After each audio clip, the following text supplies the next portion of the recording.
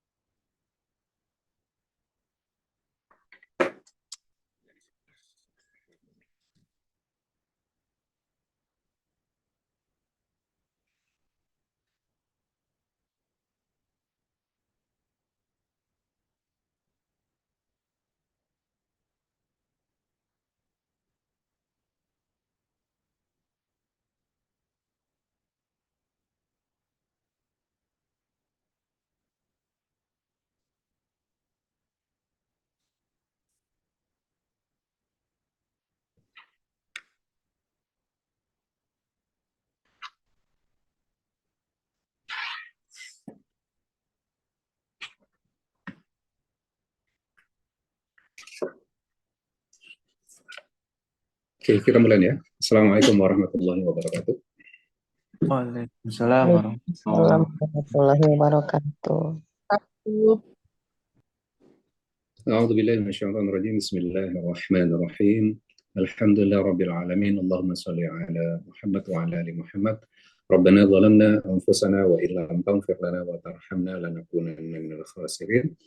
Rabbi shrah li sadri wa yassir li amri wahlul 'uqdatam min lisani yafqahu qawli. Amin amin ya rabbal alamin. Alhamdulillah Bapak Ibu sekalian, hari ini kita akan belajar sebuah surat yang sebenarnya isinya sangat intens ya, sangat intens, yaitu surat An-Nur. Dan biasanya kita belajar surat An-Nur ini di bagian awal-awal, kita belajar hanya kaitannya dengan syariatnya saja. Namun di pertemuan pertama ini, di surat An-Nur ini, kita akan melihat secara overview, mungkin sampai ayat ke-35, supaya kita bisa mendapatkan gambaran yang lebih besar.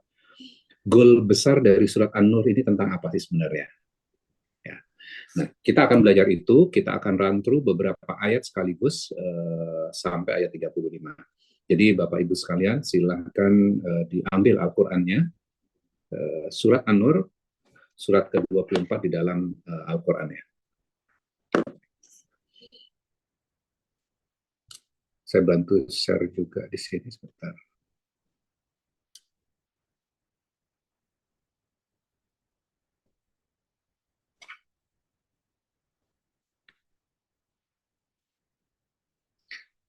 Ada yang sudah mempelajari surat An-Nur? Belum Ustaz. Belum? Ada yang sudah? Baru sekedar baca aja Ustaz. Oke. Bentar.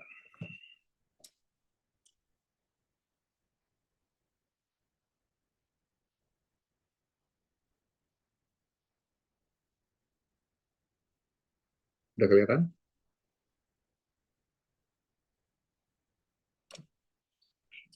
Sudah Ustadz. Ya. Sudah, Oke, kita Ustadz. mulai ya. A'udzubillahi minasyaitonir rajim. Bismillahirrahmanirrahim. Surat An-Nur itu adalah surat tentang cahaya. Ya. Jadi kita akan belajar tentang cahaya, bagaimana kita akan mendapatkan cahayanya. Jadi Allah tidak mungkin tidak mengajarkan kepada kita bagaimana kita mendapatkan cahayanya. Nah, kita akan melihat mulai dari ayat pertama dulu ya. Suratun anzalnaha wa faradna wa anzalna fiha ayatin bayyinat la'allakum tadhakkarun. Suatu surah. Anzalnaha, kami turunkannya. Jadi surat yang diturunkannya. Wa faradnaha, dan kami mewajibkannya. Wa anzalna fiha, dan kami turunkan di dalamnya. Ada bagian yang diulang nggak di dalam ayat pertama ini? Ada bagian yang diulang, yaitu anzalnaha, kemudian wa anzalna fiha. Nah, pertanyaannya adalah kenapa Allah sampai mengulang 2 kali ya? Surat yang kami turunkan, kami wajibkan, berarti wajib nggak isi surat dari surat An-Nur ini? Wajib. Wajib. Kemudian habis itu Allah mengatakan kembali, wa anzalna, dan kami turunkan fiha, di dalamnya. Berarti sampai diulang 2 kali kata anzalna. Berarti ini penting ya? Ya. Sangat penting sekali, sehingga sampai Allah mengulang 2 kali. Tujuannya untuk apa? La'allakum tadhakkarun, agar kalian itu mengingatnya. Ya. Jadi untuk mengingat saja kamu membutuhkan effort untuk mengingatnya. Karena isi dari surat An-Nur ini dalam kehidupan kita itu mudah kita lupakan. Ya. Oke. Isinya apa sih sebenarnya? Az-zaniyatu waz-zani fajlidu.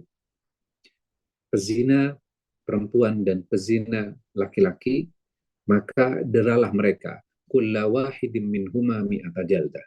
Tiap-tiap seseorang di antara keduanya 100 kali dera. Loh, kok ini berbicaranya tentang surat An-Nur, berbicara langsung kepada orang yang zina, baik laki-laki maupun perempuan, didera sampai 100 kali dera. Cahayanya kira-kira di mana nih? Kan namanya surat An-Nur, surat kaitannya tentang cahaya. Di bagian awal nggak bicara sama sekali kaitannya dengan cahaya, tapi hukuman yang sangat keras sekali kepada pezina laki-laki dan pezina perempuan, didera 100 kali dera. Dera itu apa? Ada yang tahu dera ini apa? Fajr Dirajam. itu? Pukul ya? Dirajam. Pukul. Oke.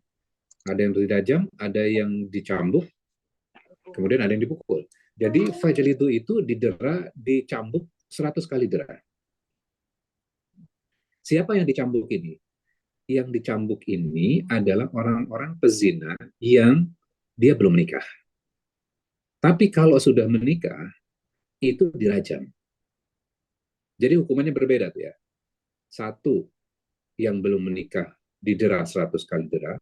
Tapi kalau dia sudah pernah menikah, maka hukumannya jadi rajam. Rajam itu apa? Dilempar sampai Dilempar batu sampai meninggal. Dilempar batu sampai meninggal. Jadi dilempar batunya berarti batu besar atau kerikil berarti kalau sampai meninggal. Kerikil. Batu kecil tapi terus berulang-ulang. Ya kalau kecil kan cuma geli aja kan. Jadi ini batunya berarti yang komposisinya juga bukan yang termasuk yang kecil ya. Jadi sampai meninggal dunia. Jadi begitu intensnya, begitu kuatnya hukuman yang diberikan kepada pezina laki-laki dan pezina perempuan.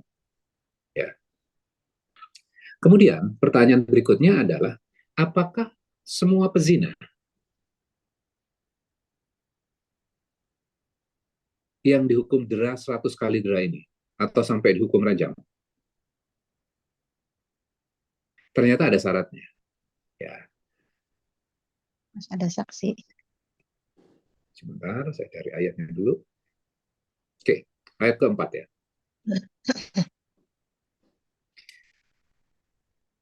وَالَّذِينَ يَرْمُونَ الْمُحْصَنَاتِ ثُمَّ لَمْ يَأْتُوا بِأَرْبَعَةِ شُهَدَاءَ فَاجْلِدُوهُمْ ثَمَانِيَ جَلْدَةٍ. Dan orang-orang yang menuduh perempuan-perempuan yang baik berzina dan mereka tidak bisa mendatangkan 4 orang saksi, maka deralah mereka dengan 80 kali dera. Berarti syaratnya menuduh itu harus dengan mendatangkan berapa orang saksi? 4. 4 orang 4 saksi. orang saksi. Jadi Ya. syaratnya di ayat kedua itu berarti zina yang dilakukan dengan 4 orang saksi. Dan kalau kita menuduh wanita-wanita baik melakukan zina dan tidak bisa mendatangkan 4 orang saksi, yang didera siapa? Yang menuduh. Yang menuduh. Kalau kita hanya saksinya cuma 2, kemudian kita melaporkan atau kita membicarakan, siapa yang akan didera? Kita yang akan didera. Ya. Yang Berarti menuduh itu. Ya, yang menuduh yang akan didera. Nah, artinya apa? Gampang nggak kita mengatakan orang lain melakukan zina? Tidak. Enggak. Karena berarti hukumannya sangat keras sekali ya. Satu, Iya. yang berzinanya sendiri harus didera atau dirajam, berarti akan dibunuh tuh. Ya. Kemudian yang kedua, kalau kita menuduh dan tidak bisa mendatangkan 4 orang saksi, yang didera siapa? Yang menuduh itu.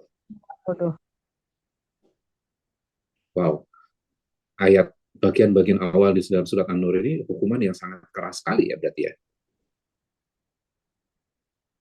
Oke. Kemudian pertanyaan berikutnya. 4 orang saksi ini menyaksikan apa sih? Menyaksikan perzinahan. Ya, perzinahannya apa maksudnya?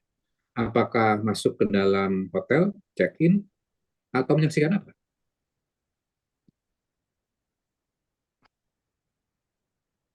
Menyaksikan prosesnya seperti layaknya pulpen masuk ke dalam serangkanya begitu. Ya, Jadi oke, betul melihat sekali. dengan jelas. Ya, saya ambilkan dari tadi benar yang Ibu katakan. Jadi melihat apa sih sebenarnya? Saya ambil dari tafsirnya Buya Hamka. Di dalam Buya Hamka itu bahasanya sangat halus sekali. 4 orang saksi ini menyaksikan apa? 4 orang saksi ini menyaksikan pedang dimasukkan ke dalam sarungnya. Berarti mudah nggak sih sebenarnya? Sulit. Sulit. Karena hukumannya keras juga ya. Maka syaratnya Iya. juga harus dengan 4 orang saksi. Menyaksikan apa? Ya menyaksikan hubungan laki-laki dan perempuan. Sampai di situ. Kalau cuma masuk ke dalam hotel, apakah sudah cukup? Tidak cukup. Ya. Oke, pertanyaannya sekarang. Pernah terjadi di zaman sahabat? Pernah terjadi di zaman Rasul nggak? Kasus di mana zina kemudian didatangkan 4 orang saksi.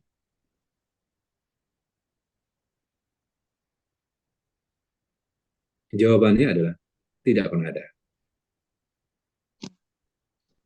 Tidak pernah ada. Tapi ada orang yang mengaku melakukan zina kemudian sampai dihukum rajam, itu pernah ada. Ya. Oke, sekarang pertanyaan berikutnya adalah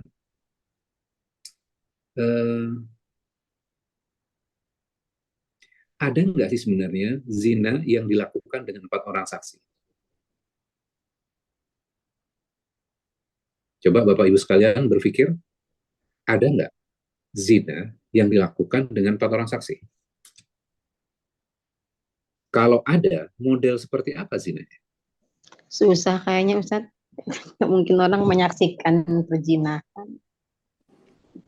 Ya, Atau betul. bisa jadi melihatnya dari CCTV dilihat oleh 4 orang begitu. Nggak mungkin sih. Oke. Nah, Biasanya oke. kan kalau di hotel-hotel ada CCTV-nya ya Ustadz. Oke. Berarti kan biasanya orang berzina itu dilakukan sembunyi-sembunyi. Jarang sekali dilakukan terang-terangan kan? Iya. Ya, oke. Sekarang pertanyaannya, mungkin nggak dilakukan secara terbuka? Berarti 4 orang ini dilakukan secara terbuka ya? Enggak mungkin. Mungkin atau nggak mungkin? Tidak mungkin kalau mungkin mereka bersama-sama, tapi tidak mungkin mereka mengeksplor kan Ustadz. Kalau Oke, Masya Allah. Jadi pikirannya positif ya. Jadi tidak mungkin. Kalau misalnya pikiran orang itu sudah rusak, bisa melakukan disaksikan 4 orang nggak? kalau sudah rusak ya mungkin bisa sengaja deh. Udah nggak ada malu. Terjadi nggak? Betul, ketika nggak ada malunya, misalnya tadi yang disebutkan, eh, yang menonton dengan CCTV. Kalau misalnya industri film porno itu, berapa orang saksi yang menyaksikan? Oh iya. Berarti banyak kalau gitu bisa lebih dari 4 orang ya Ustadz. Yes, oke. Itu baru satu contoh loh ya. Ternyata kameramennya berapa? Kamera Audiomennya berapa? darah. Iya. Nah, belum belum Kalau lagi yang dampingnya ya. iya, belum lagi wardrobe-nya, belum lagi apa? Lighting, audio, berarti banyak ya. Astagfirullah. Iya. Oke, berarti bisa terjadi dong. Iya. Kan nggak mungkin Allah membuat hukum dan nggak mungkin itu terjadi kan? Pasti ini bisa terjadi sehingga Allah memberikan sebuah hukuman kan? Iya, betul. Artinya apa? Bahwa zina yang dilakukan publik kan? Dan bisa disaksikan oleh banyak orang nggak? Iya. Bisa. Ya. Kemudian apa lagi? Kan banyak ya ketika misalnya udah pikirannya sudah rusak, kemudian melakukan perzinahan itu yang kita kenal dengan sekarang itu dengan pesta seks. Terjadi? Terjadi. Iya, Terjadi. terjadi. Nah, hal-hal seperti itu yang pesta seks, kemudian industri film yang porno itu bisa disaksikan oleh banyak orang? Iya, Ya, oke. Ketika disaksikan oleh banyak orang, akan punya efek merusak nggak? sangat.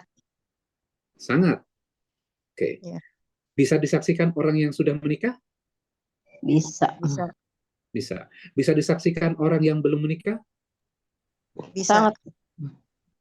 Oke. Ketika itu sudah mereka lihat, akan terngiang-ngiang dalam pikirannya nggak? Iya. Terekam Iya. dengan Ya. Akan merusak pikirannya nggak? Iya. Sangat merusak. Akan merusak hubungan keluarga nggak? iya. Pernikahan. Iya. Ya. Iya. Artinya apa? Bahwa Allah pengen memprotek itu semuanya. Yang namanya pernikahan itu adalah hubungan yang suci. Mhm. Maka hukumannya sangat keras sekali kepada orang yang pengen merusak yang namanya pernikahan. Maka sampai nanti hukumannya sampai dirajam itu berarti kan melindungi yang namanya pernikahan. Dan di zaman Rasul yang sampai dirajam, yang didera itu jumlahnya nggak banyak. Berarti tujuannya bukan hukuman ya. Ini kan syariat ya, kaitannya dengan syariat ya. Tapi tujuannya adalah pengen memprotek. Bisa difahami sampai di sini? Bisa Ustaz. Oke. Karena kita belum detail, karena kita harus ada beberapa pertemuan ya. Kita lompat dulu. Oke. Berarti saksi itu harus disaksikan dengan 4 orang saksi. Nah, sekarang pertanyaannya, kalau misalnya suami dan istri, kemudian istrinya berselingkuh misalnya, kemudian dipergok oleh suaminya, apakah butuh 4 orang saksi untuk menuduh istri ini? Tetap ya. Iya. Kenapa? Tetap 4 Iya. orang. 4 orang? 4 orang. Oke, saya kasih pertanyaan, logiknya dulu. Kira-kira suami yang istrinya selingkuh ini kemudian melihat, wah ini harus mendatangkan 4 orang saksi. Berarti dia keluar, panggil tetangga.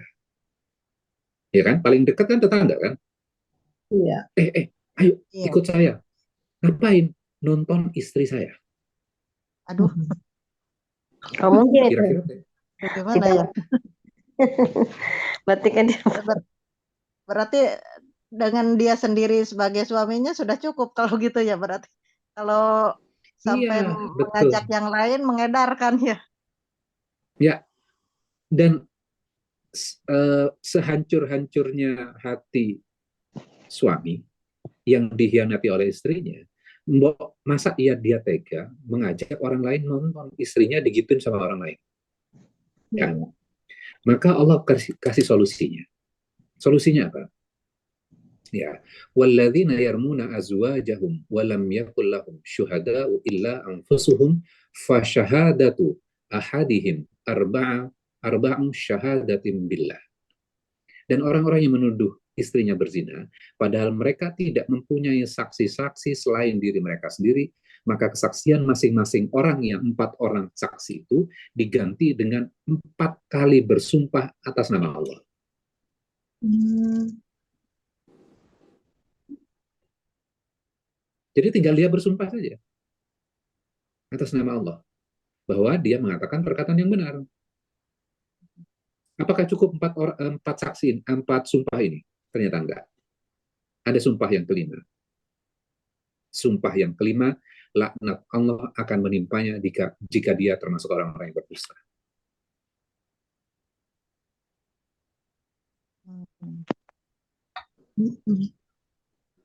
Jadi nggak perlu bawa orang lain untuk nobar ya. Iya, iya, Iya, nggak betul. usah bikin nobar. Berarti ini masuk ke dalam yang namanya istilah lian ya itu Ustaz. Iya, betul sekali. Betul. Jadi tinggal bersumpah saja gitu loh, tidak perlu mendatangkan 4 orang. Ya, 4 orang saksi. Dan kalau kita lihat sejarahnya gitu ya,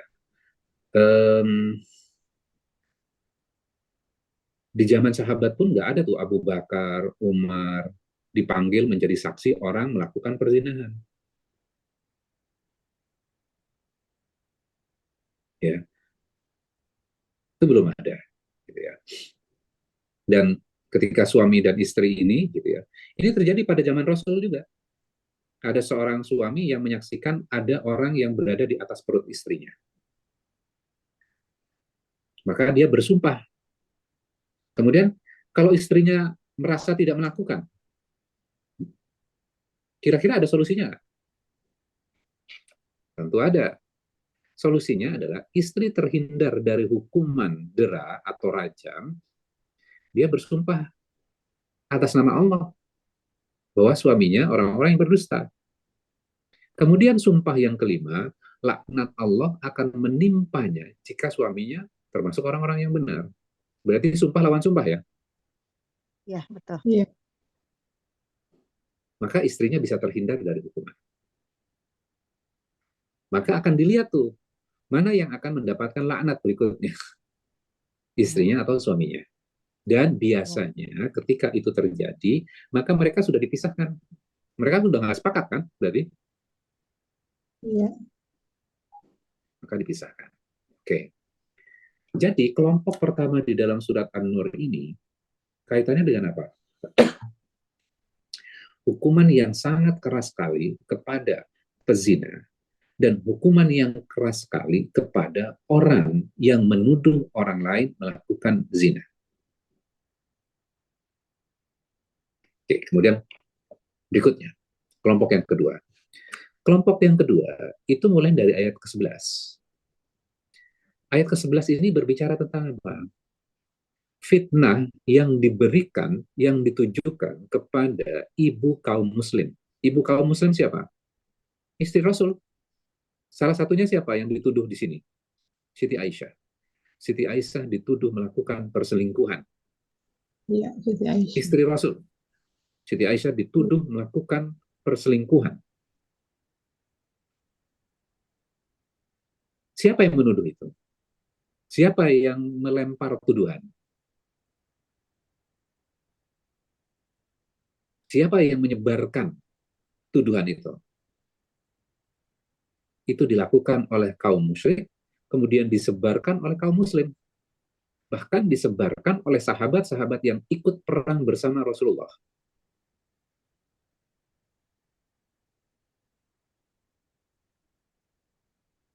Berarti sangat kejam sekali ya tuduhan ini ya.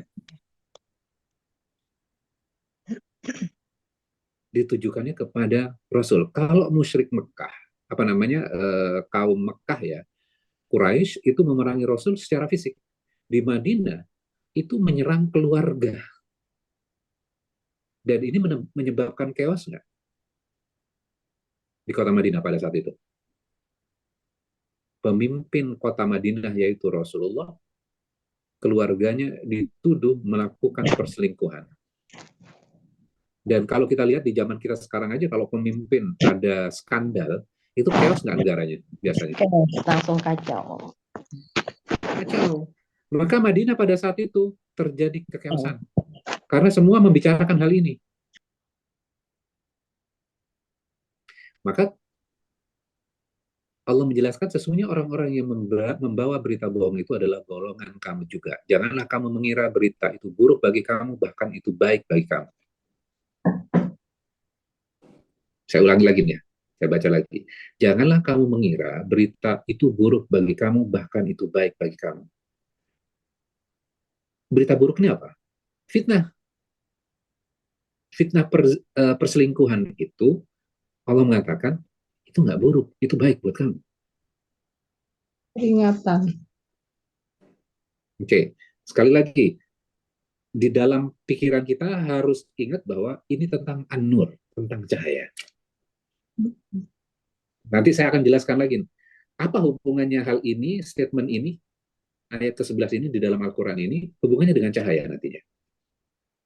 Ya. Oke. Setiap orang dari mereka mendapatkan balasan dari dosa yang diperbuatnya. Kemudian berikutnya, Allah akan memberikan apa yang harusnya kamu lakukan ketika berita bohong, fitnah itu terjadi pada dirimu. Harusnya kita mengatakan, ini adalah berita bohong yang nyata. Kemudian ayat ke-13. Mengapa mereka yang menuduh itu tidak datang membawa 4 orang saksi? Oleh karena mereka tidak membawa saksi-saksi, maka mereka itu dalam pandangan Allah orang-orang yang berdusta. Jadi kalau misalnya kita gini, ini kan konteksnya kepada Siti Aisyah ya. Kalau mereka tidak bisa mendatangkan 4 orang saksi, maka yang berdusta di pandangan Allah itu siapa? Saksi. Mengabarkan. Yang mengabarkan, yang menyebarkan, baik orang pertama, orang kedua. Yarmun, ingat ya bagian ayat sebelumnya itu ada kata Yarmun. Yarmun itu tidak langsung menuduh, kamu melakukan zina, orang itu melakukan zina. Belum tentu seperti itu. Yarmun itu melempar tuduhan. Saya melihat mereka jalan di malam hari berdua. Udah stop kita tuh. Kemudian orang lain nyamber. Gak mungkin ya, kalau malam-malam berdua tidak melakukan apapun, kayaknya nggak mungkin deh. Nah, itu yarmun yang kedua tuh. Nah, orang yang melakukan ini, menurut pandangan dari kacamata Allah, siapa yang berdusta? Walaupun mereka melihat itu benar ya, ketika mereka tidak bisa mendatangkan 4 orang saksi, maka 4 orang-orang seperti ini yang dianggap orang-orang yang berdusta dari pandangan Allah.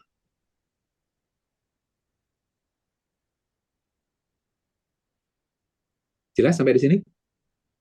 Jelas, ya. Jelas. Jelas, Ustaz. Jadi, satu, ini adalah berita bohong yang nyata. Kemudian, harusnya orang-orang itu mengatakan, ini berita bohong. Stop di situ. Jadi, ketika kita membiarkan orang berbicara, itu adalah sebuah kesalahan juga. Menyebar fitnah. Ya, ya. Oke. Terus berikutnya apa? Berarti ini kaitannya yang kedua itu adalah fitnah yang ditujukan kepada Siti Aisyah. Berarti keluarga Rasul ya. Kemudian Iya. Allah membimbing, harusnya kamu melakukan ini. Ya. Terus ayat ke-16 itu, tidak pantas bagi kita membicarakan ini. Maha suci engkau, ini adalah kebohongan yang nyata. Berarti harus memberhentikan nggak pembicaraan itu? Iya, harus Iya. diberhenti. Mengapa kamu tidak berkata ketika mendengar, tidak pantas kita membicarakan ini? Berarti harus menghentikan ya. Ya, Kalau diam saja, Iya. kita melakukan kesalahan nggak berarti? iya. Iya. Saya ulang lagi, kalau berita bohong, fitnah, kaitannya dengan kehormatan seseorang itu dikabarkan, dan kita ada di situ, kemudian kita diam saja, kesalahan nggak? Salah. Kalau Salah. fitnah. Ini lihat ayatnya ya, ayat 16 nih. Tidak pantas kita membicarakan ini. Walaupun kejadian itu benar, tapi dia tidak bisa mendatangkan 4 orang saksi. Maka template pada diri kita adalah, itu berita bohong. Berarti tujuannya apa? Supaya keburukan itu tidak tersebar dan menjadi hal yang lumrah untuk dibicarakan. Terhenti di kita, ya, terputus di kita. Karena kalau itu tersebar, maka akhirnya orang membicarakan itu secara terus-menerus. Akhirnya apa? Keburukan-keburukan yang tersebar yang harusnya kita berbicara kaitannya dengan kebaikan dan iman.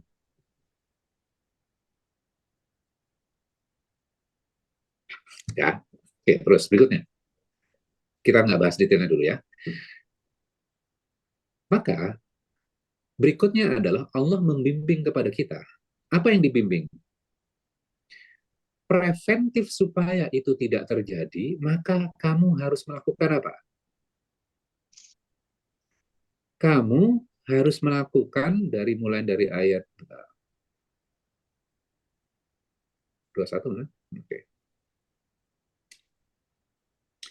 Maka berikutnya adalah kita preventifnya adalah jangan masuk ke dalam rumah orang lain tanpa izin.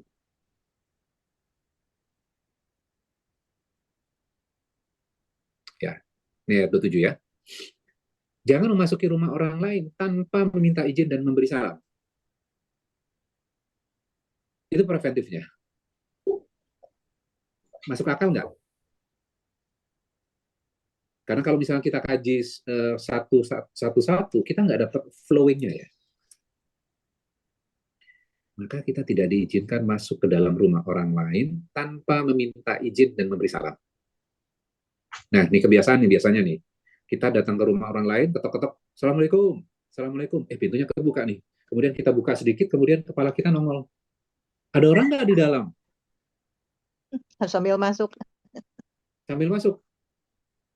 Maka itu adalah sebuah kesalahan. Nggak boleh melakukan seperti itu. Kan bisa jadi terjadi di dalam apa? Sang tuan rumah, biasanya kalau di rumah kan auratnya terbuka kan? Iya. Maka supaya tidak terjadi, preventifnya supaya tidak terjadi tuduh-menuduh dan segala macamnya itu, tidak terjadi zina dan seterusnya, maka kamu nggak boleh masuk ke rumah orang lain tanpa izin dan memberi salam. Kemudian kordennya kebuka nih. Biasanya kan ada kacanya tuh. Kemudian kita nengok ke dalam, ada orang nggak sih? Gitu. Maka itu tidak diizinkan. Itu tidak diperbolehkan. Kalau nggak ada jawaban, ya udah pulang.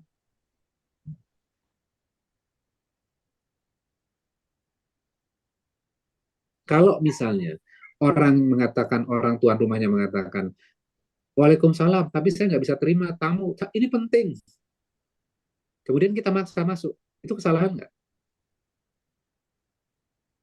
Salah. Kesalahan. Maka kalau tuan rumahnya mengatakan, kembalilah kamu, nanti saja berkunjungnya, maka kita mengikuti perintah Allah, farji'u. maka kembalilah kamu.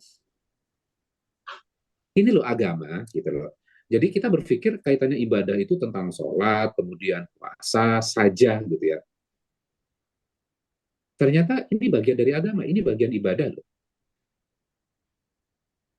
Sering kita lupakan nggak ini? Iya.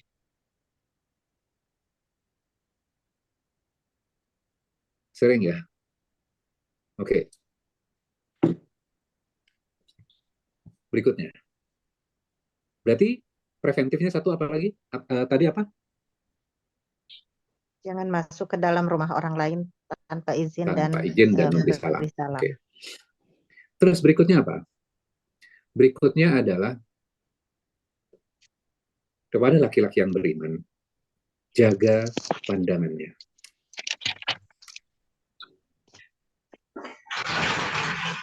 Jadi tundukkan pandanganmu dan pelihara kemaluannya.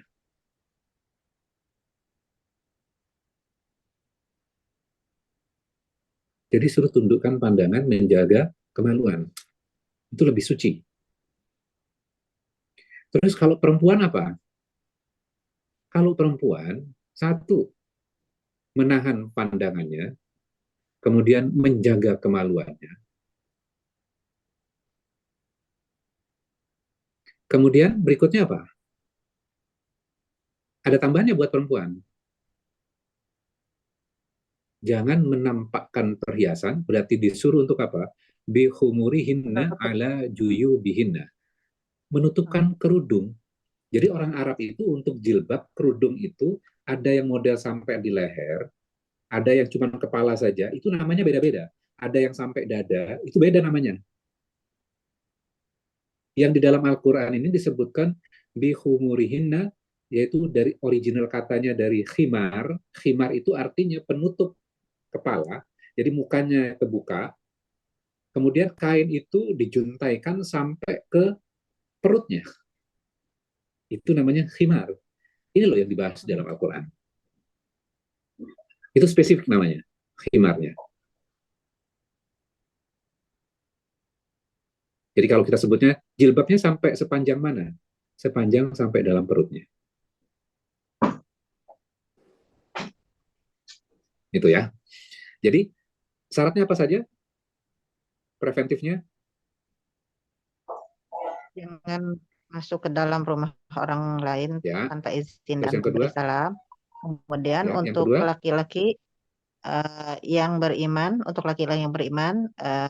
tundukkan pandangan dan peliharalah kemaluan. Maksudnya jaga Ya. kemaluan. Kemudian Ya. untuk Terus? perempuan harus menutup aurat dan menahan pandangan. Ya. Oke. Terus yang ketiga, saya tambahin lagi.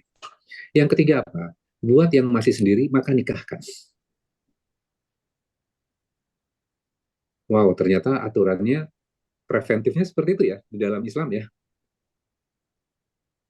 Oke. Kita sudah belajar apa saja berarti? Satu, bagian awal dari ayat 1 sampai ayat ke-10, hukuman yang sangat keras sekali kepada pezina dan orang yang menuduh orang lain melakukan zina. Ya. Kemudian yang kelompok yang kedua. Kelompok yang kedua ini berbicara fitnah yang diberikan oleh orang-orang kepada istri Rasul. Kemudian apa yang harusnya dilakukan? Kemudian yang ketiga adalah preventif. Supaya tidak terjadi tuduh-menuduh kaitannya dengan zina, maka preventifnya adalah ada 1, 2, dan ketiga. Berikutnya. Sekarang baru ayat ke-35. Allahu nurus samawati wal ard. Allah adalah cahaya langit dan bumi. Wow. Nah, ini baru masuk ke cahaya ya. Allah mengatakan Allah adalah cahaya langit dan bumi. Apa maksudnya ini? Kalau kita lihat terjemahan ya, kita lihat terjemahannya. Allah memberi cahaya kepada langit dan bumi. Ada tanda kurung ya di situ ya. Kelihatan nggak Bapak Ibu sekalian? Ada. Tanda kurung itu Beri. adalah tambahan penafsiran. Original kata Arabnya nggak ada ya. Ya. Jadi Allah adalah cahaya langit dan bumi. Saya jelaskan ini dulu.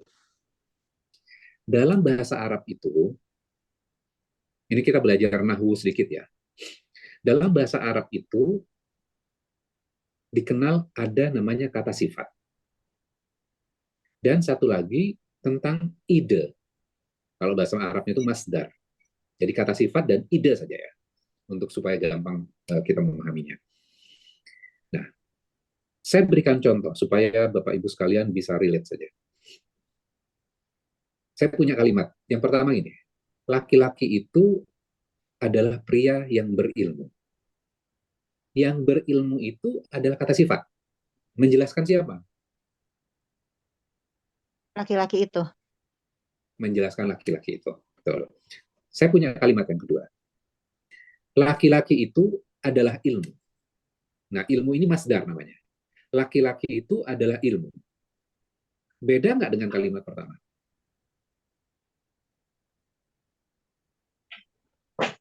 Laki-laki Beda. itu adalah pria yang berilmu.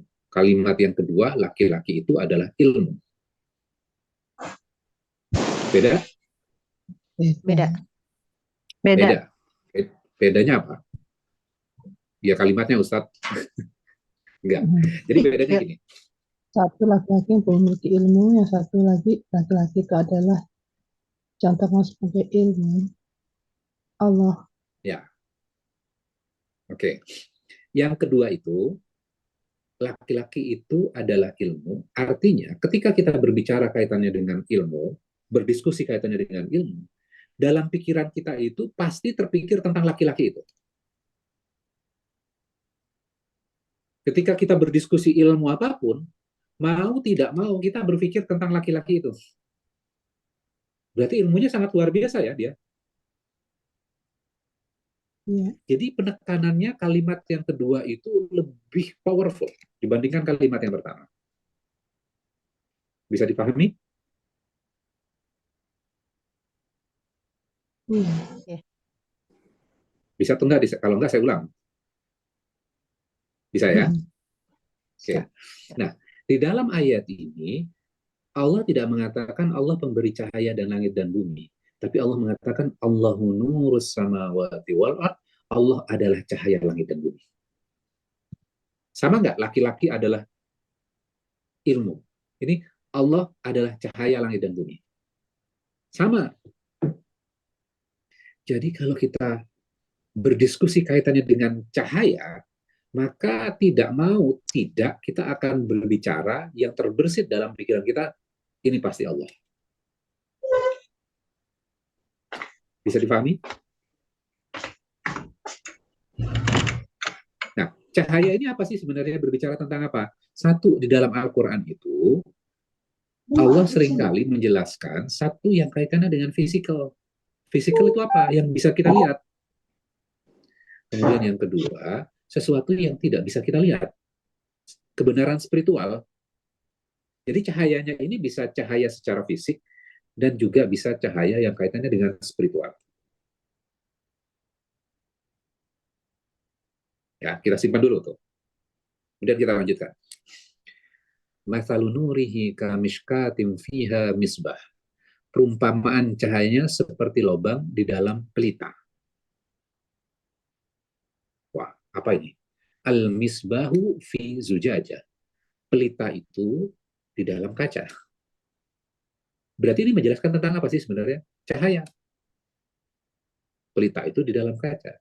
Az-zujajatu ka'annaha kaukabun dzurriyyu yuqadu min syajaratin mubarakatin zaitunah la syarqiyah wala gharbiyah. Pelita itu di dalam kaca. Kaca itu seakan-akan bintang yang berkilauan. Dinyalakan dari pohon zaitun yang diberkahi, tidak di timur dan tidak di barat. Yakadu zaituha yudi'u walau lam tamsas hunar. Hampir-hampir minyaknya menerangi walaupun tidak ada api yang menyentuhnya. Bapak Ibu sekalian bisa memahaminya?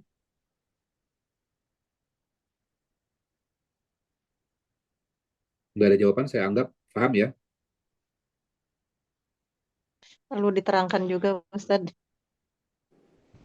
Oke, Belum paham Pak Ustadz.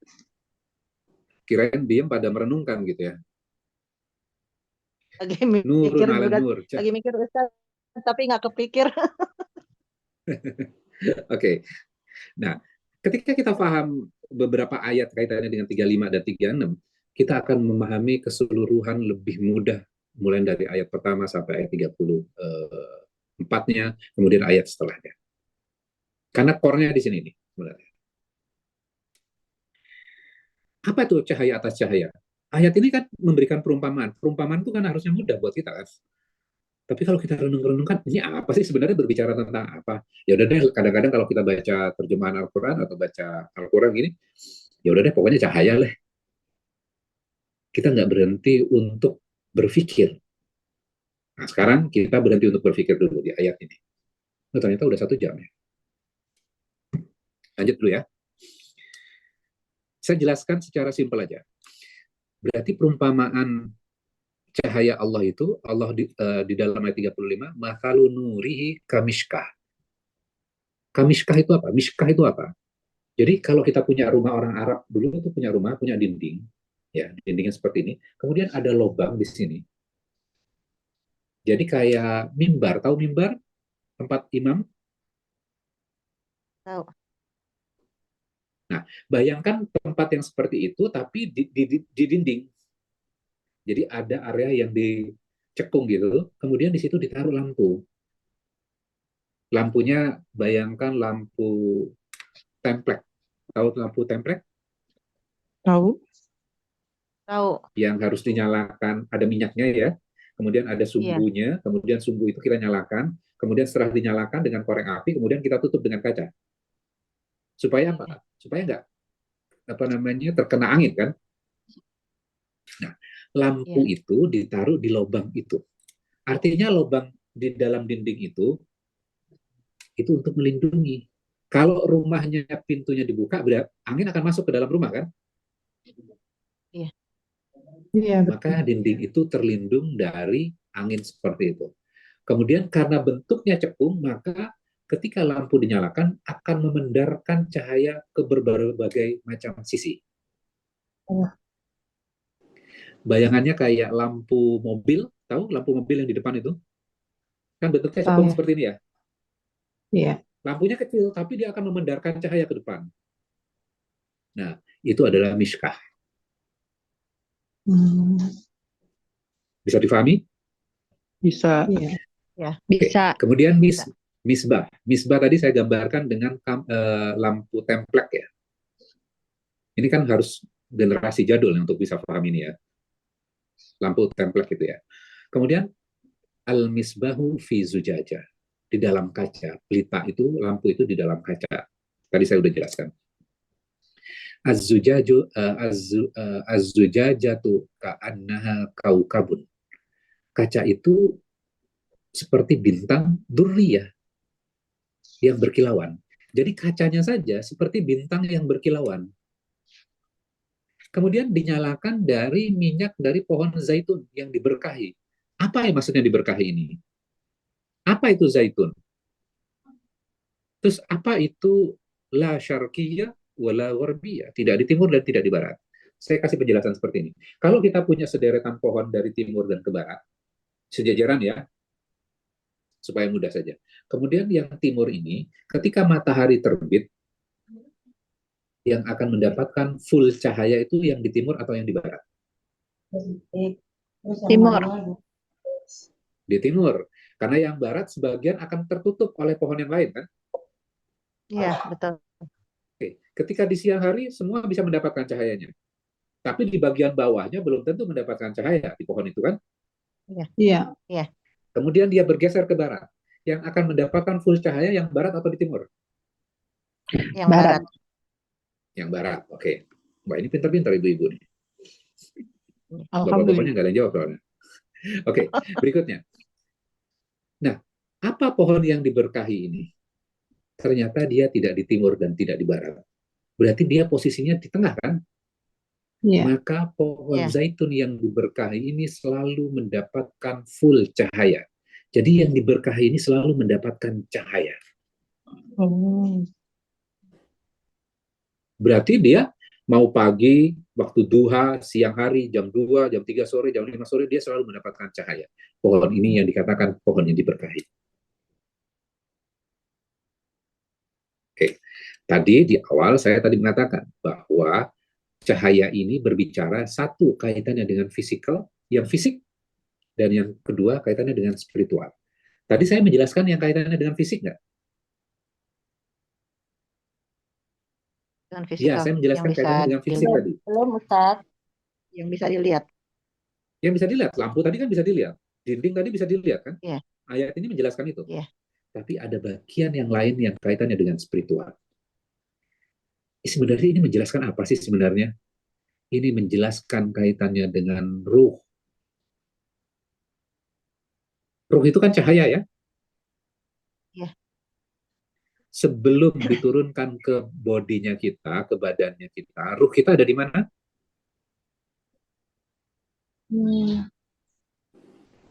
Di bumi atau ada di dunia yang lain? Dunia Dunia lain. yang lain. Dunia lain. Ini bukan dunia lain yang Trans TV itu bukan ya? Dan Iya. Bukan. Nah, oke. Berarti ini ruh kita bersama dengan Allah. iya, bersama Allah. Nah, selalu mendapatkan sinar dari nurnya Allah nggak? Ruh itu. Iya. Selalu. Maka ini berbicara kaitannya dengan ruh. Setiap orang itu mendapatkan keberkahan karena mendapatkan cahaya dari cahayanya Allah secara terus-menerus. Inspirasi kebaikan itu dari Allah semuanya. Bisa difahami sampai di situ? Iya. Bisa. Jadi Bisa. ruh setiap orang itu diberkahi nggak? Diberkahi. Berkahi. Diberkahi. Ruh orang jahat Fir'aun itu diberkahi Allah nggak sih sebenarnya? Diberkahi. Originalnya? Diberkahi. Diberkahi. Diberkahi. Oke. Berarti setiap ruh itu adalah ruh yang mendapatkan pancaran nur dari Allah. Originalnya ruh itu baik. Ya.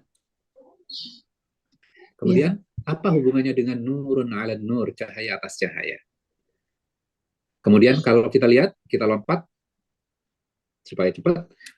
Ayat 36, di rumah-rumah di sana diperintahkan Allah untuk memuliakan dan menyebut namanya.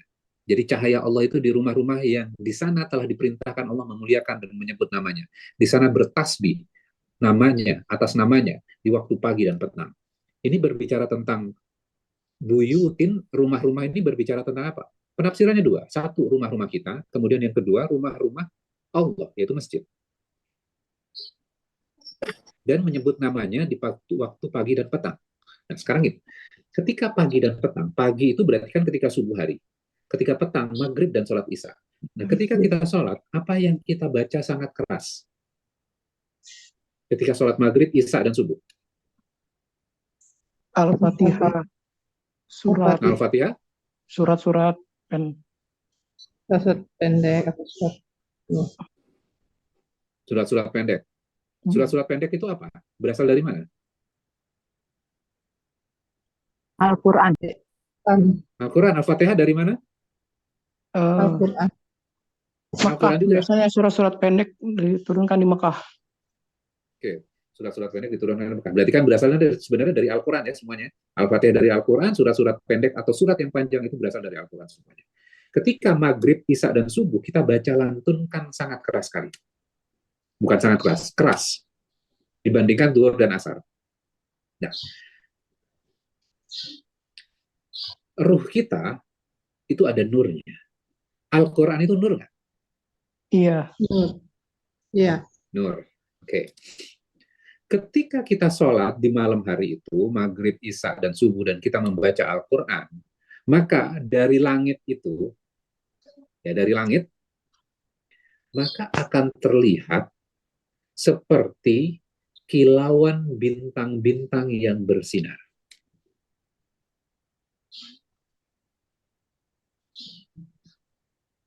Seperti pelita tadi, seperti kaca tadi ya. Jadi orang-orang yang sholat, baik dia di rumahnya maupun di rumah-rumahnya Allah, kemudian menyebut namanya, kemudian bertasbih di waktu pagi dan petang, maka bagaikan bintang yang berkilauan. Jadi malaikat di langit itu bisa melihat ke bumi berkilauan tuh semuanya. Masya Allah ya, indah ya. Luar biasa. Indah banget. Indah sekali gitu loh.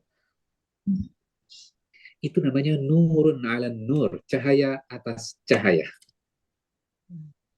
Masya Allah. Jadi ruh kita itu membutuhkan cahaya, nurnya Al-Quran tuh. Maka cahaya atas cahaya. Oke, sekarang kita hubungkan semuanya ya, di bagian awal. Apa tujuannya di awal itu berbicara kaitannya dengan hukuman zina? Itu kan kaitannya dengan syariat ya. Betul nggak? Ini boleh, ini nggak boleh. Ini hukumannya cambuk. Ini hukumannya rajam. Kalau tuduh-menuduh harus syaratnya ini dan itu. Kemudian habis itu diceritakan tentang istri Rasul yang difitnah, keluarga Rasul sedang difitnah. Kemudian dikasih aturan, kamu harusnya melakukan ini dan itu. Kemudian berikutnya kita diberikan aturan preventif. Kamu nggak boleh masuk ke rumah orang lain tanpa izin. Kamu harus tundukkan pandanganmu, jaga kemaluanmu, tutup auratmu buat yang perempuan. Kemudian berbicara kaitannya dengan nur ini. Apa hubungannya nur ini dengan aturan-aturan itu?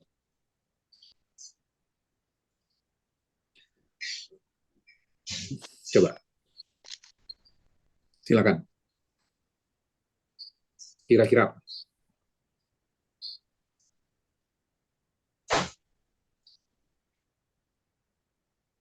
Eh, kita akan mendapatkan nur atau cahaya jika hati kita bersih, tidak ada dosa. Benar nggak, Ustaz? Oke.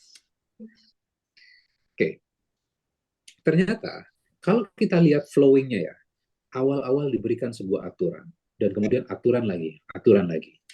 Kadang-kadang ketika kita belajar Islam, kita fokus kepada syariatnya. Betul nggak? Kita belajar kepada fikihnya. Dan kita muter di situ. Saya tidak mengatakan belajar fikih itu nggak baik. Itu baik untuk kita ketahui. Supaya kita tahu, kita paham ilmu. Namun ternyata, itu ada goal besarnya. Syariat-syariat itu ada goal besarnya. Goal besarnya apa? Di ayat 35 itu.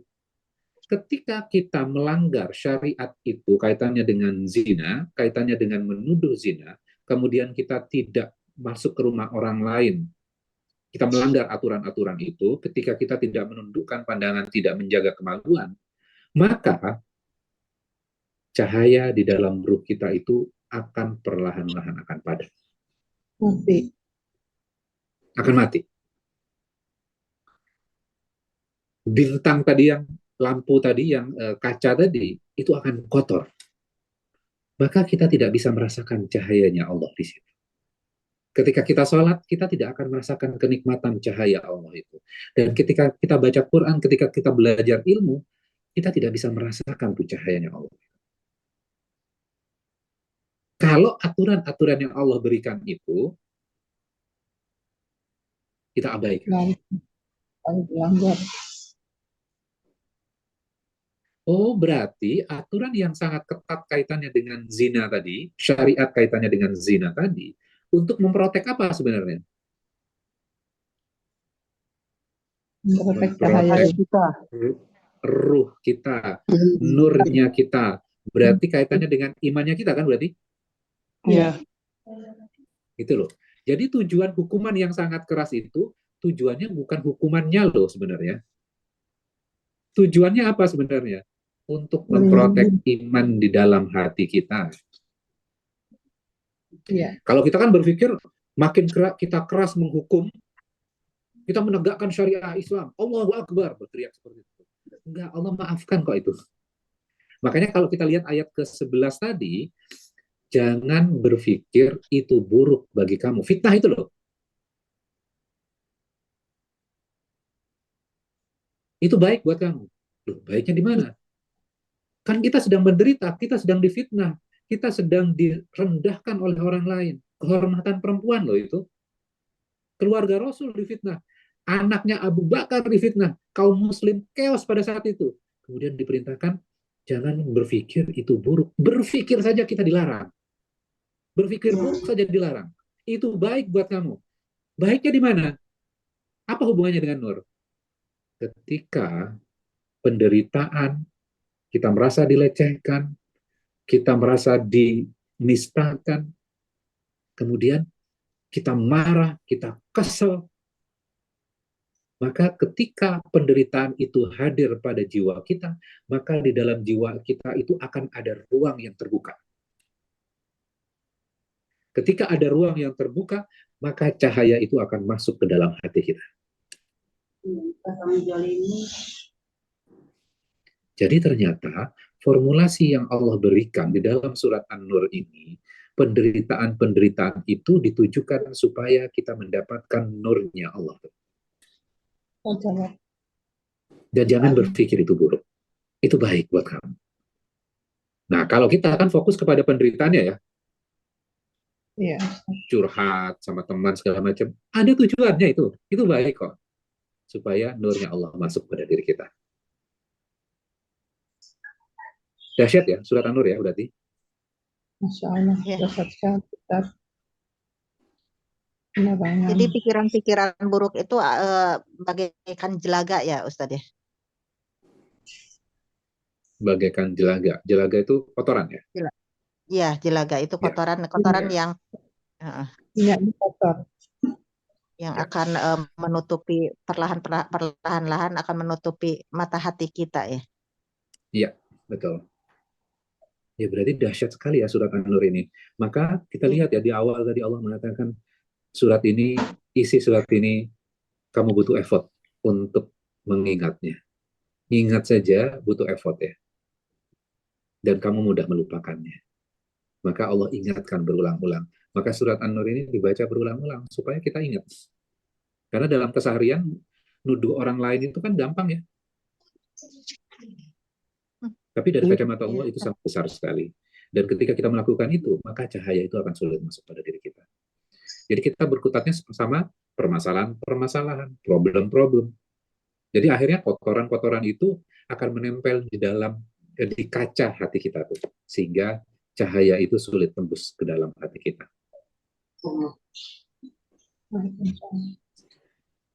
Oke, silakan kalau ada pertanyaan. Hampir jam 7 soalnya. Oh iya.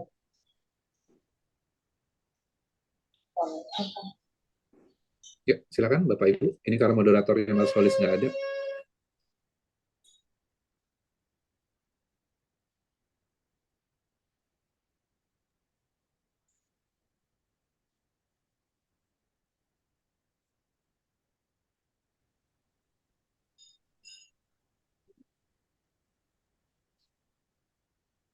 Pada merenungkan ya. Surat An-Nur ini. Ini surat yang sangat dahsyat ya.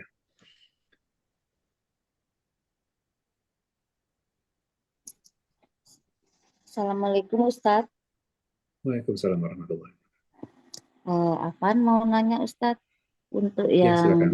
ayat 32 anjuran menikah, itu apabila seseorang tidak menikah, apakah itu bisa menutup nur atau cahaya dari Allah Ustadz? Mungkin itu aja Ustadz. Oke.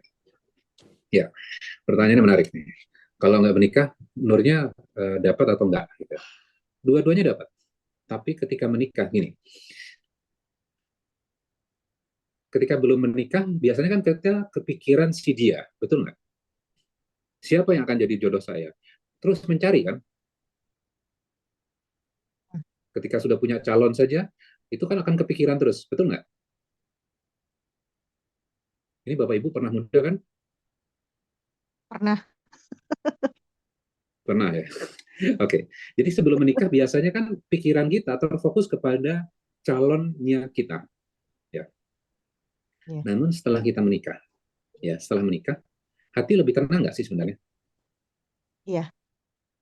Ya Ustadz. Ketika lebih tenang, akhirnya kita bisa fokus. Satu, buat yang laki-laki bisa fokus bekerja, fokus mencari nafkah, bisa juga fokus kaitannya dengan ibadah. Betul nggak? Iya. Dibandingkan sebelum kita menikah dulu. Jadi ternyata Betul. pernikahan itu akan memberikan ketenangan pada diri kita. Ya. Maka cahaya itu akan lebih mudah untuk masuk pada diri kita. Saya kasih kondisi yang ekstrim lagi. Ketika dalam keluarga itu timbul masalah, suami dan istri ini sedang perang, ya, hati itu bergemuruh nggak? Kesel, marah, sedih, dan segala macamnya. Iya, bergemuruh, kesal dan sedih. Bergemuruh. Akhirnya apa? Hati nggak tenang. Ketika hati nggak tenang, boro-boro belajar agama, belajar Quran, belajar hadis, boro-boro gitu. Ini masalahnya besar nih. Gitu. Sehingga akhirnya apa? Cahaya jadi sulit masuk tuh. Maka anjurannya adalah menikahlah kamu. Kalau belum sanggup, maka suruh berpuasa kan. Tapi ketika sanggup, Ya. maka Allah akan mudahkan itu buat kamu. Jadi ternyata ketika kita belajar Quran satu bagian, maka kita tidak akan melihat flowing-nya. Ya. Ide besar yang sebenarnya di dalam surat ini apa? Tapi kalau kita belajar keseluruhannya, maka kita akan melihat ide besarnya sebenarnya surat ini tentang apa. Nantinya kita juga akan belajar tuh, ketika kita belajar surat An-Nur itu dan kita sudah mendapatkan cahaya, maka kita akan melihat dunia itu dengan cara yang berbeda juga. Nanti di episode berikutnya tuh. Kira-kira gitu jawabannya. Mudah-mudahan bisa menjawab ya. Ustaz, jawabannya. Assalamualaikum Pak Ustadz. Oke, cukup ya. Oke, kalau nggak ada pertanyaan lagi, kita tutup ya. Mudah-mudahan. Ada Pak Ustadz, Pak Ustadz. Ada Pak Ya. Ustadz. Ya, silakan. Saya maaf Pak Ustadz, minta diberi penjelasan ini Pak Ustadz. Jadi dari kejadian yang ayat 1 sampai 34 yang nggak enak itu kan sebetulnya baik bagi kita. Nah di tempat yang tidak enak itu ada ruang yang membuat nur bisa masuk. Nah itu saya minta dijelaskan di tempat nggak enak itu nur bisa masuk itu bagaimana gambarannya Pak Ustadz?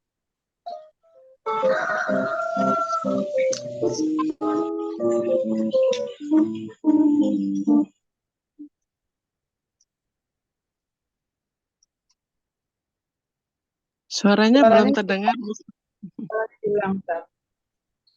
Oke. Jadi simpelnya seperti ini. Ketika kita ada masalah ya dalam kehidupan kita, kita berpikir kan biasanya adalah, wah ini gimana cahayanya itu akan masuk pada kita, pencerahannya akan masuk seperti apa. Kan ini kan kita fokus pada masalahnya.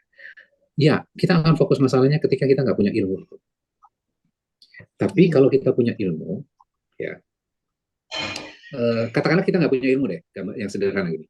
Kalau kita ada masalah, kemudian kita sholat nih, kita bawa dengan sholat kita. Kemudian kita bermohon sama Allah, ya Allah, berdoa. Masalah saya ini ya Allah. Sholat kita lebih khusyuk nggak ketika ada masalah? Iya. Lebih khusyuk, Pak Ustaz. Betul. Lebih khusyuk. Artinya cahaya itu sudah masuk dalam diri kita, gitu loh. Oh, begitu. Iya. Kan ketenangan kan? Kita baca Quran itu jadi enak ya baca Quran ya, enak ya sholat ya. Oh iya. Kalau kita tidak ada masalah, hidup kita baik-baik saja, ekonomi baik-baik saja, sholatnya kadang-kadang biasa-biasa saja. Rasanya tuh biasa saja. Betul nggak? Iya, betul, Pak Ustaz. Tapi ketika ada masalah, kita bermohon, ya Allah, Rabbana atina fid dunya hasanah. Dengan hati gitu loh. Kita menikmatinya. Iya. Begitu, Pak Ustaz. Saya ingin penjelasan itu. Alhamdulillah. Iya. Nah, sekarang berarti, kan kita tambahin. Allah itu memberikan cobaan, memberikan masalah kepada kita, itu sebenarnya Allah itu ingin supaya kita lebih dekat, lebih dari sebelumnya gitu ya Ustadz. Jadi Allah lebih mencintai. Betul. Iya, Jadi iya, berarti kesimpulannya adalah tidak ada kejadian yang buruk ya. Ya, betul, Pak betul, Ustadz. betul. Ya. Ya, Oh Kita iya, iya. bilang buruk karena kita tidak paham hikmahnya. Waktu itu saya pernah cerita ini ya, ada artis yang senior di podcast, ya, dia berkata kenapa orang yang sudah tua cenderung lebih dekat kepada agama. Ini artis loh yang ngomong. Artis itu ketika mudanya itu, dia bilang gini, ketika saya masih muda dulu, saya dipanggil di mana-mana. Saya jadi artis film, artis sinetron, talk show saya diundang. Ketika sudah tua, saya kesulitan ekonomi karena nggak ada yang calling saya. Dan yang mengerti saya hanya Tuhan saya. Berarti kesulitan ekonominya dia tidak populer, dia tidak punya kehormatan seperti sebelumnya. Kita berpikir orang sedang menghinakan dia. Allah sedang menghinakan dia kan? Tapi ternyata itu jalannya Allah untuk mengingatkan dia untuk kembali kepada Tuhannya.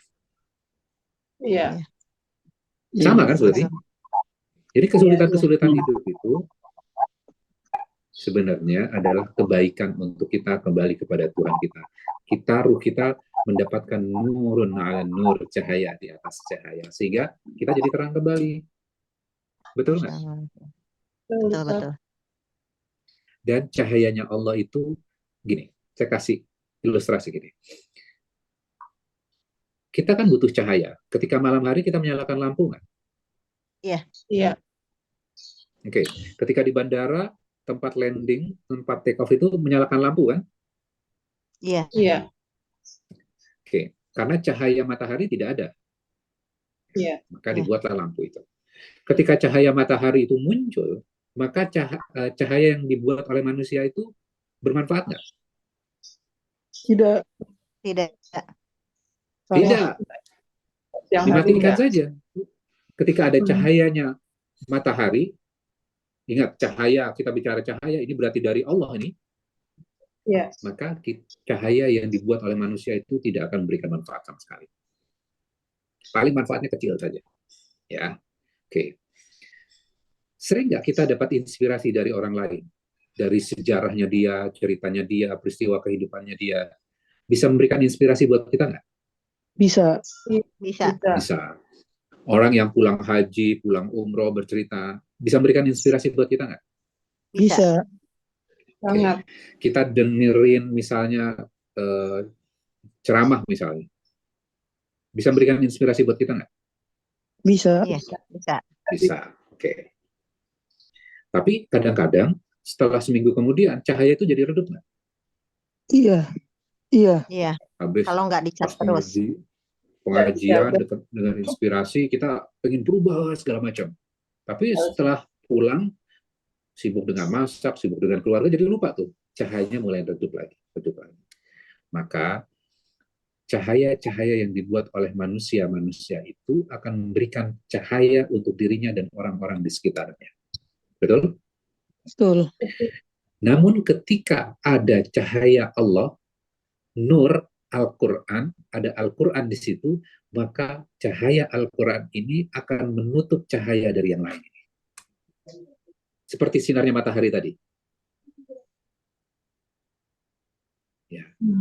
Artinya, yang permanen itu cahayanya Allah atau inspirasi dari masing-masing orang? Cahaya Allah. Cahaya Allah. Maka Al-Quran itu adalah nur yang akan mengisi ruang hati kita. Perkataan orang, nasihat ini itu bisa memberikan cahaya buat kita. Namun akan berbeda levelnya ketika cahaya Al-Quran masuk ke dalam hati kita.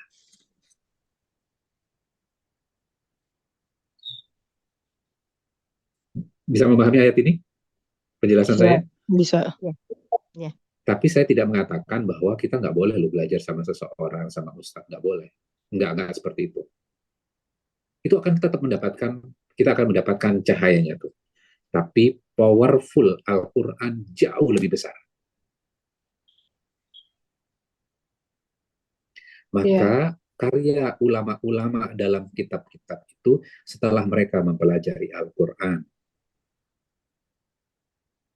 Kita pengennya summary dari ulasan dari ulama-ulama itu dalam kitab-kitabnya. Betul nggak? Iya. Kita pengen endingnya saja. Kita tidak jumping to originalnya gitu loh. Sehingga akhirnya apa? Cahaya di dalam hati kita itu nggak panjang gitu loh.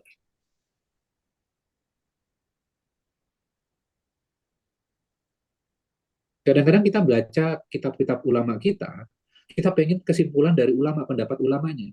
Kadang ada bagian Al-Qur'annya, ada ayat Al-Qur'annya, oh, kita lewatin tuh. Saya tahu deh kaitannya ini pasti Al-Qur'an deh. Kita lewatin.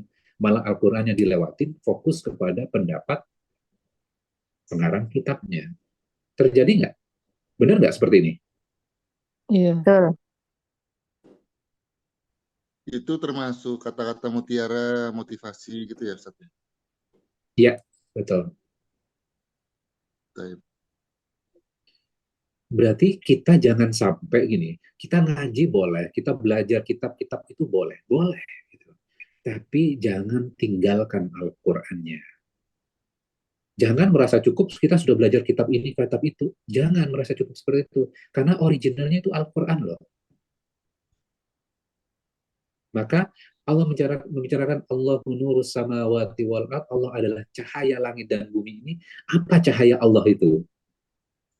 Al-Quran itu. Nah, ini kan tambah wawasan lagi nih kita, tambah ilmu lagi gitu ya. Kalau Kira-kira seperti itu. penjelasan tafsir gimana Pak Ustadz? Kalau Kenapa? dengan penjelasan tafsir itu didampingi baca Al-Quran didampingi dengan penjelasan tafsir gitu, terjemahan dan Boleh. tafsir, boleh ya Pak Sangat Ustadz? boleh, sangat boleh. Boleh. Nah, saya kasih tambahan gini ya. Kadang-kadang gini, kalau di kita ketika kita belajar tafsir, kadang-kadang kan dalam tafsir itu kan pendapatnya banyak, betul nggak? Kadang 5 pendapat, kadang 20 pendapat dari sahabat-sahabat itu berbeda-beda gitu. Kadang kita fokus kepada pendapat-pendapat itu, ya, dan kita asik dengan itu, dan kadang-kadang lupa kepada Al-Qur'annya. Balik lagi ke dalam ayatnya. Ayat ini sebenarnya konteksnya menjelaskan tentang apa sih sebenarnya? Iya. Supaya tahu konteksnya apa, lihat ayat sebelumnya, lihat satu ayat lagi sebelumnya, terus lihat ayat bagian awalnya. Flowing-nya ini menjelaskan tentang apa? Sehingga ketika penjelasan-penjelasan dalam kitab-kitab tafsir itu, gitu ya, kita harus lihat lagi, balik lagi dalam Al-Qur'annya. Karena nantinya, endingnya adalah ketika kita berhadapan dengan Quran, ketika kita sholat baca Al-Quran itu, gitu ya, hanya kita dan ayat-ayat Al-Quran itu menuju Allah kan sebenarnya. Iya. Jadi kita tidak fokus kepada perbedaan pendapat orang-orang ahli tafsir itu. Berbeda pendapat kaitannya dengan tafsir itu nggak ada masalah kok sebenarnya. Nggak akan membuat kita berbeda dengan yang lain, yang satu kafir, satunya enggak gitu loh.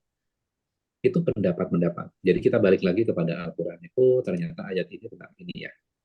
Kalau misalnya nih, kalau saya hanya bahas kaitannya dengan syariat, tadi kaitannya dengan zina, kira-kira kita akan dapat kaitannya dengan ayat 35 nggak tentang nur? Bisa. Bisa atau sulit kalau cuma syariatnya saja? Tanpa kita menggandengkan terus flowing sampai ayat 35 aja. Sulit. Sulit Kemungkinan Ustadz. sulit. Iya. Atau Terbayang, sebaliknya.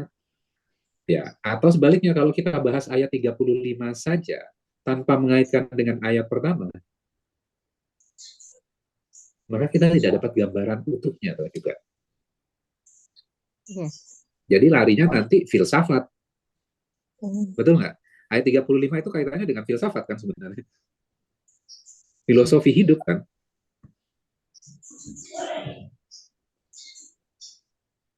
Gitu. Iya. Jadi boleh nggak? Boleh.